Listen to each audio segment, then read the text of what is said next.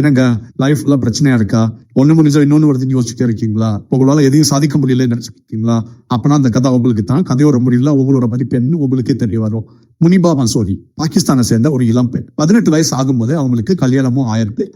கல்யாணம் ஆன கொஞ்ச மாசத்திலேயே அவங்க கணவரோட சேர்ந்து கார்ல போகும்போது ஒரு பெரிய ஆக்சிடென்ட்ல மாட்டிக்கலாங்க.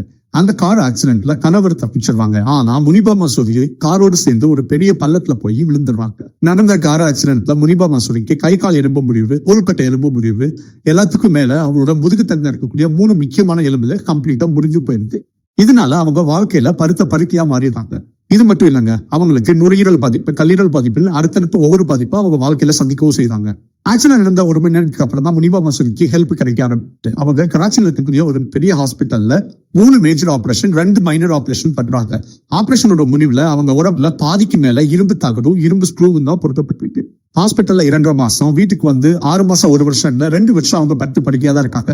இந்த காலகட்டத்தில் அவங்களோட நெருங்கிய உறவுகள் எல்லாருமே அவங்களை விட்டு பிரிஞ்சு போயிருக்காங்க. அவங்களோட ஹஸ்பண்ட் முதற்கொண்டு மறு கல்யாணமும் பண்ணிக்கிறாங்க. ஒரு பக்கம் தனக்கு வாழவே பிடிக்கலன்னு நினைச்சாலும் மறுபக்கம் தான் வாழணும்னு நினைக்கிற அந்த டாக்டர்ஸும் நினைச்சு பார்த்துருக்காங்க. எல்லாத்துக்கும் மேல இவ்வளவு பெரிய ஆக்சிடென்ட் நடந்தும் நமக்கு உயிர் மட்டும் மிச்சம் இருக்கு அப்படின்னா கடவுள் நம்மள ஏதோ சாதிக்கணும்னா வச்சிருக்காங்க அப்படிங்கிறதையும் அவங்க திங்க் பண்ணி பாக்குறாங்க. தன்னோட லைஃப்ல ஏதாவது சாதிக்க நினைச்ச முனிபா அது வரைக்கும் பொழுதுபோக்க வரைஞ்சிட்டு இருந்த ஓவியத்தை ஒரு சிறந்த ஓவியமா வரைய ஆரம்பிக்கிறாங்க. 2 வருஷம் கழிச்சு முதலா படுக்கையை விட்டு எந்திரிச்சு தன்னோட வீல் சேர்ல உட்காந்து கண்ணாடியை பார்த்து முனிபா தனக்குத்தானே சொல்லிக்கிட்ட வார்த்தை, இந்த உலகத்துல யாரோட கருணைக்காகவும் நான் வெயிட் பண்ண மாட்டேன், இந்த உலகத்துல சாதிக்க நான் பிறந்திருக்கேன் அப்படின்னு அவங்க லைஃபை ஸ்டார்ட் பண்றாங்க. ஃபர்ஸ்ட் அவங்க லைஃப்ல இந்த பினான்சியல் ப்ராப்ளத்தை சால்வ் பண்றதுக்கு ஹார்ட் ஆஃப் ஈசியா அப்படிங்கிற ஒரு கம்பெனில வேலைக்கு சேர்றாங்க. இதுக்கு நடுவுல முனிபா மசூரியோட ஓவியங்கள் கண்காட்சியில விற்பனைக்கும் ஆகுது. இதன் மூலமா அவங்க வாழ்க்கையில இருந்த ஓரளவு பினான்சியலை சரியும் பண்றாங்க. ஆனா முனிபா அதோட நிக்கல. டோனி அண்ட் காய் பான்ஸ் அப்படிங்கிற விளம்பரத்துல அட்வர்டைஸ்மெண்ட்க்கு ஆரலாவும் நடிக்க ஆரம்பிக்கிறாங்க. டோனி அண்ட் காய் அட்வர்டைஸ்மெண்ட் மூலமா முனிபா பாகிஸ்தானோட ஃபர்ஸ்ட் வீல் சேர் மாடலாவும் ஆகுறாங்க. இது மட்டும் இல்ல, பாகிஸ்தானோட ஃபர்ஸ்ட் குட்வில் அம்பாசிடராகவும் ஆகுறாங்க.